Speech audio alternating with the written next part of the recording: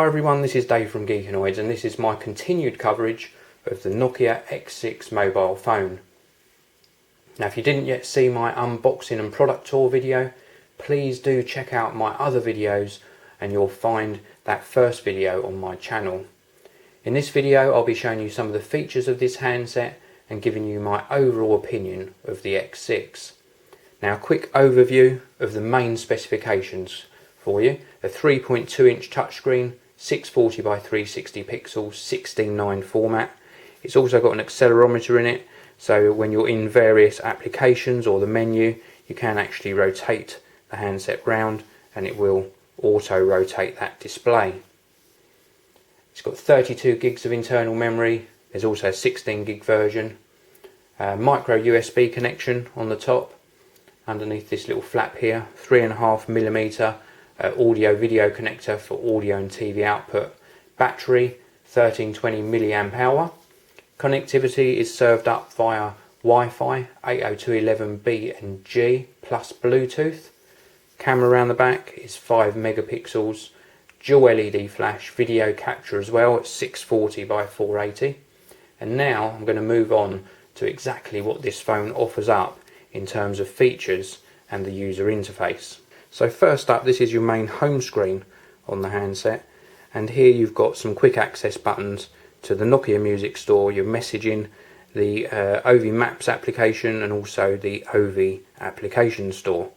Now the Maps is something new. Nokia announced this a few weeks ago.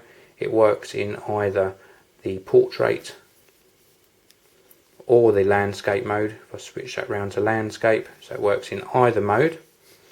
And it gives you full on-screen maps, the ability to plan out routes, the ability to search for places, the ability to set navigation for either driving or walking.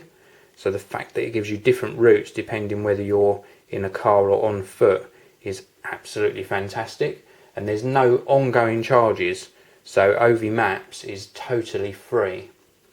Now let's just have a look at the menu system. If I quit out of Ovi Maps and go into the main menu, which is accessed by this hard key here. It looks like a touch sensitive button, but you actually physically press it and that brings up the main menu.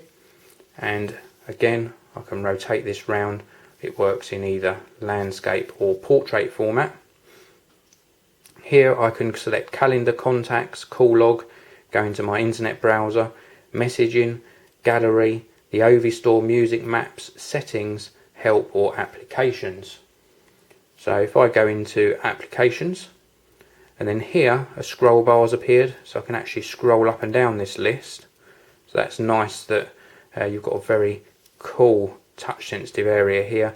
It's very responsive actually to my touch. It's one of the best touch screens I've experienced on a Nokia device yet. So just for this example, let's pop into games and see what we've got installed on the handset. And we've got Asphalt 4 here. Let's take a quick look at that.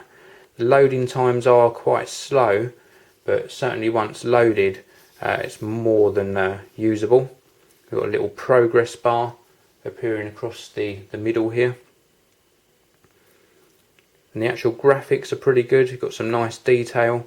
Let's go with sound. I've probably got the sound turned down for the review, but let's select instant play. And again you get another loading screen. I just really wanted to show you one of the games so you can see some of the on-screen graphics and how it performs if you're looking at playing the occasional game on here. So here we've got the game running, and we've got on-screen controls for steering left and right. Let's get back on the road, and then I've got a touch sensitive area here for boost, and then I can steer. Oh dear, I've crashed that. It's not a very good start. But as you can see, the on-screen graphics are certainly more than acceptable. It makes it quite a reasonable experience for playing the game, and I think more than playable for the occasional piece of gameplay.